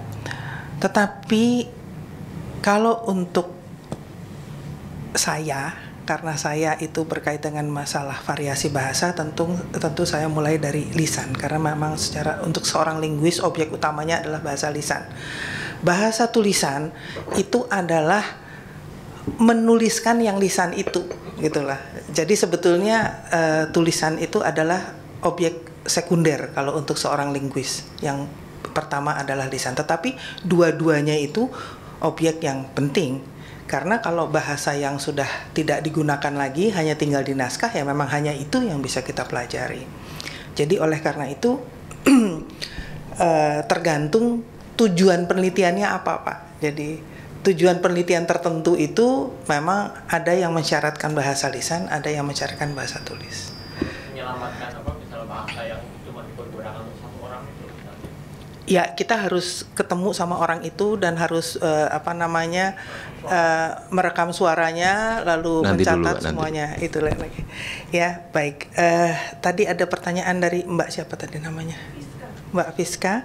Ya, begini, dalam linguistik itu ada salah satu fokus penelitian pada variasi bahasa. Variasi bahasa itu terbagi 3 besar. Variasi bahasa secara sosial itu yang meneliti orang-orang di bidang sosiolinguistik. Jadi dia melihat variasi bahasa antara bahasanya tukang ojek misalnya dengan bahasanya mahasiswa dengan bahasanya menteri-menteri gitu. Sama-sama berbahasa Indonesia tetapi lain gitu. Karena memang dari strata sosialnya itu, dari tingkat pendidikannya, dari pekerjaannya, dari latar belakang budayanya, dari agamanya, dan sebagainya, itu memang kita bisa melihat variasi bahasa yang dipakai oleh tukang ojek, oleh mahasiswa dan menteri itu beda, walaupun sama-sama pakai bahasa Indonesia. Bahkan kita tuh juga nggak ngeh waktu itu, dalam perjalanan dari Depok mau ke Senayan, misalnya rapat, ada Pak Wakil Rektor bicara dengan Pak Dekan tentang masalah biasa, kalau untuk kita biasa itu, tetapi pada saat sampai itu Pak supirnya tadi tanya, Bu sebetulnya tadi bapak-bapak itu ngomong apa sih Bu, kok saya nggak ngerti. Karena banyak menggunakan istilah-istilah asing, sehingga dia nggak bisa ngikutin. Jadi sebetulnya itu, jadi variasi bahasa bisa dari segi strata sosial, bisa juga dari segi waktu. Jadi bahasa Indonesia tahun 20 sama bahasa Indonesia tahun 60 sama bahasa Indonesia sekarang itu beda. Kalau kita ke Arsip Nasional, kita lihat di koran, kalau kita lihat bahasa Indonesia tahun 20 atau tahun 40, kita ketawa, kok lucu ya orang ngomongnya dulu kayak gitu. Ya tapi memang itu bahasa yang hidup pada saat itu. Jadi variasi bahasa bisa berdasarkan waktu, bisa berdasarkan strata sosial. Nah kalau saya, kepakaran saya di bidang geografi. Jadi variasi bahasa itu berdasarkan geografis, secara geografis. Jadi kalau beda tempat, beda bahasanya. Walaupun sama-sama bahasa Indonesia yang di Medan, bahasa Indonesia yang di Jogja, bahasa Indonesia yang di Manado atau yang di Papua, beda, gitu kan? Karena apa? Ada unsur-unsur bahasa daerah yang ikut masuk di dalamnya. Jadi itu saya melihat variasi bahasa secara horizontal, secara geografis. Nah, seperti tadi pertanyaannya, apakah lokasi itu menentukan beda bahasanya itu dari segi apa tadi, kekerasannya atau apa? Ya, nanyanya gitu tadi. Berdasarkan lokasi, itu kan ada orang yang tinggal di tepi pantai, ada yang tinggal di gunung, ada yang di pedalaman, ada yang di pulau-pulau kecil. Nah, kalau kita perhatikan sebetulnya orang yang tinggal di pulau-pulau kecil itu memang suaranya, volume suaranya kalau bicara itu jauh lebih keras daripada orang yang tinggal di pedalaman. Karena apa? Karena dia di pulau-pulau kecil kalau bicaranya tidak keras itu nggak akan kedengaran karena kalah dengan angin dan deru ombak. Jadi automatically dia tuh secara alamiah memang kalau ngomong tuh lantang gitu, keras gitu. Kita tahu, oh itu orang Timur itu pasti. Karena keras gitu suaranya, karena dia tinggal kebetulan di pulau-pulau kecil gitu. Jadi itu dari kalau mau ditanya keras tidaknya. Dan kalau dilihat dari pilihan bunyi-bunyinya, kemungkinan bahasa-bahasa yang di pulau-pulau kecil itu akan memilih vokal-vokal yang tinggi. Karena vokal yang tinggi itu lebih mudah didengar daripada vokal yang rendah. Kalau saya katakan ini sama ana, itu yang i itu lebih menonjol suaranya. Jadi sehingga kebanyakan ada kosakata yang berakhiran dengan vokal-vokal yang tinggi, misalnya seperti itu. Jadi itu adalah karena lokasi di mana dia tinggal. Itu bunyi-bunyi yang dipilih. Dan juga dari kosakatanya. Sama-sama menunjukkan kata ikan. Untuk orang yang di gunung, ikan itu ya ikan, selesai gitu ya. Tetapi untuk orang yang tinggal di pinggir pantai, tidak sesederhana itu, karena ikan itu macam-macam. Udah gitu, untuk satu ikan yang sama, dia punya 3 nama yang beda. Karena yang ini yang segede gini Bu, ini namanya lain Bu, namanya kocol nih kata gitu. Lah yang ini lain Bu, ini ginjilan. Lah kan ikannya sama, ya kan beda katanya bilang gitu. Nah, jadi sebetulnya sama juga dengan kita. Kalau untuk orang asing namanya cuma satu, banana, selesai. Tapi kalau untuk kita nggak bisa. Ada pisang mas, ada pisang tanduk, ada pisang serai, ada pisang Ambon. Untuk kita tuh pisang tuh segala macem gitu. Nah kalau dia cuma bilang pisang doang, kita bilang ya nggak bisa dong, kan beda gitu. Nah itu sama juga. Orang yang tinggal di gunung sama orang yang tinggal di pantai tentu mempunyai perbedaan kosakata karena lokasinya. Jadi menurut saya itu memang lokasi itu juga menentukan kosakata yang dia punya, termasuk tadi yang sudah saya sampaikan juga filosofi hidupnya segala macam. Dan juga sebetulnya tadi Pak Roger Tol kan bilang sebetulnya ini penelitian linguistik itu seperti penelitian ilmu pasti sebetulnya. Karena apa? Penelitian itu tadi kalau saya sampaikan tadi di awal ada teori out of Africa, semua itu bisa dicek dari mitochondrial DNA-nya untuk nunjuk ibunya itu sebetulnya yang mana gitu, siapa bisa ditelusur. Nah itu teman-teman dari Fakultas Kedokteran UI itu melakukan penelitian, dia minta sampel darah dari PMI, minta sampel darah. Nah terus udah gitu dicek darahnya dan itu bisa dikelompokkan. Ternyata hasil pengelompokan sampel darah dengan hasil pengelompokan bahasa-bahasa yang ada di Indonesia itu, dan juga dilakukan oleh ada seorang dari Itali, ya Cavalli Scorza namanya. Dia itu berdasarkan DNA dan dia lihat rumpun bahasa semua di dunia dengan sampel darah yang dia dapatkan itu semua, kemiripannya itu di atas 80%. Jadi DNA kita itu juga dengan rumpun bahasa itu ternyata kemiripannya 80%. Nah, teman-teman kita di Fakultas Kedokteran itu melakukan penelitian lanjutan gitu. Kalau kita di Indonesia ini ternyata DNA-nya seperti apa? Ternyata semua orang di Indonesia itu DNA-nya ada Cinanya. Jadi kita nggak bisa bilang lu Cina, nggak bisa, kita tuh semua Cina gitu. Hanya derajat kecinaannya itu berapa banyak. Nah dari semua suku bangsa yang ada di Indonesia, derajat kecinaannya itu yang paling tinggi dari suku bangsa apa? Padang. Makanya pinter dagang. Nah itu misalnya, tapi berarti juga berdasarkan dari sampel darah itu kita sudah bisa menduga juga bahwa suku bangsa ini kecenderungannya penyakitnya ini, dan itu untuk dokter perlu gitu kan. Nah tapi itu dokter juga memerlukan bantuan kita dari klasifikasi bahasa itu membantu mereka gitu.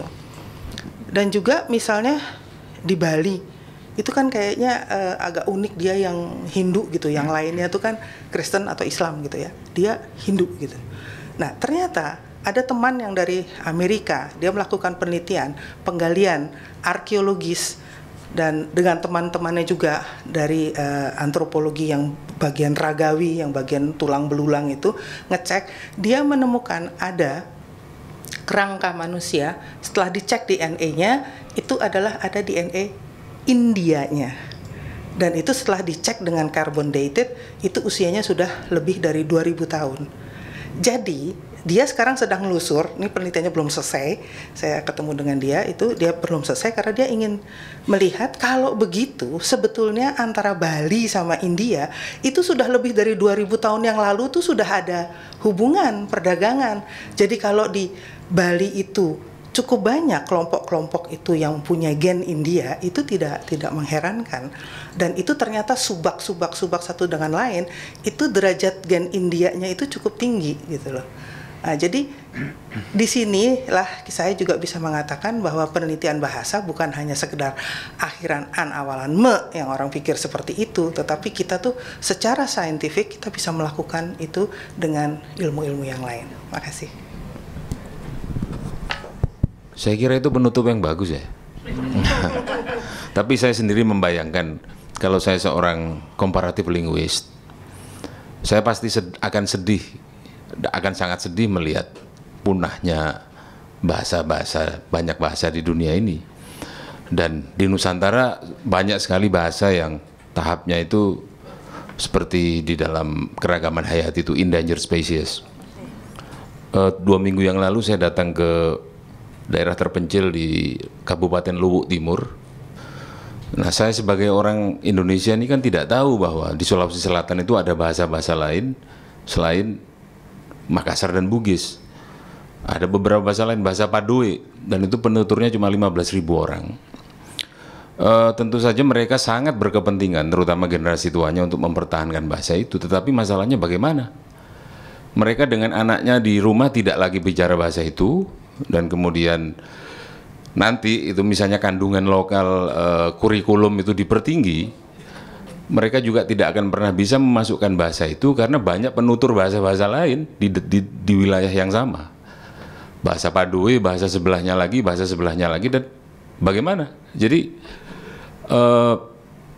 sebenarnya ada masalah besar gitu kalau bahasa-bahasa daerah itu mau dipertahankan, dan saya kira itu proyek atau pemikiran yang memerlukan usaha yang serius untuk mengerjakan itu. Seperti kita tahu di Amerika Utara banyak sekali bahasa yang sudah punah.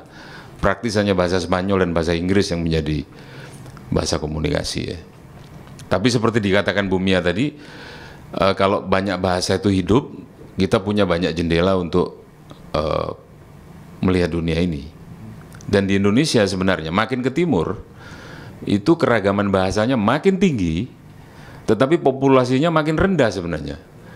Rasio penduduk per wilayah itu kan makin rendah. Sementara ke barat itu populasinya tinggi, ya, populasinya tinggi, tetapi keragaman bahasanya kan makin kecil. Praktis di Kepulauan Sunda Besar itu orang berbahasa Melayu semua sebenarnya.